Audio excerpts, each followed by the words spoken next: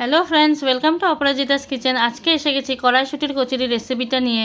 তো আসুন দেখি এটা বানানোর জন্য কি কি লাগছে।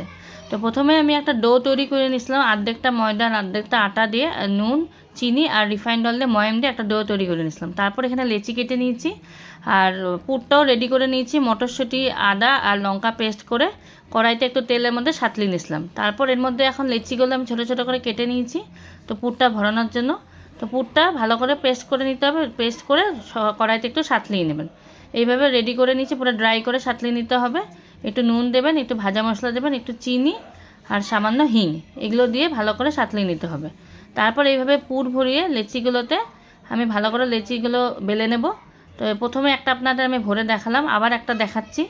তো খুবই একটা দারুণ রেসিপি এটা, আপনারা বাড়িতে ট্রাই করুন। খুবই টেস্ট হয় খেতে, আর এটা এমনিই খাওয়া যায়, কোনো তরকারি কিছু লাগে না। তো এইভাবে পুরটা ভরিয়ে একটু চেপে দেবেন যাতে পুরো পুরটাতে ঢুকে থাকে আর কি। তো এবার আমি একটা বেলে দেখাচ্ছি আপনাদের। তো বেললেও দেখছেন ফাটছে না, ওইভাবেই আপনারা পুরটা ভরাবেন, ভালো করে উপরটা সিল করে দেবেন।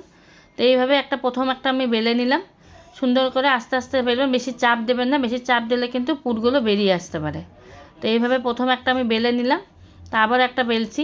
তো এইভাবে আমি সবগুলো বেলে নিছিলাম। তো এবার তেল গরম করতে দিছিলাম, গরম করে রেখেইছিলাম হালকা আছে। তো এবার একটা ভাজতে বসিয়েছি।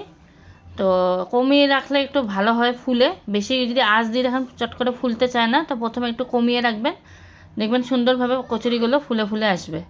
তো এইভাবে আমি কচুরিগুলো সব বেলেও নিছিলাম আর ভেজেও নিয়েছি। তো আপনারা আশা করছি বুঝতে পেরেছেন এই রেসিপিটা খুবই একটা সহজ রেসিপি।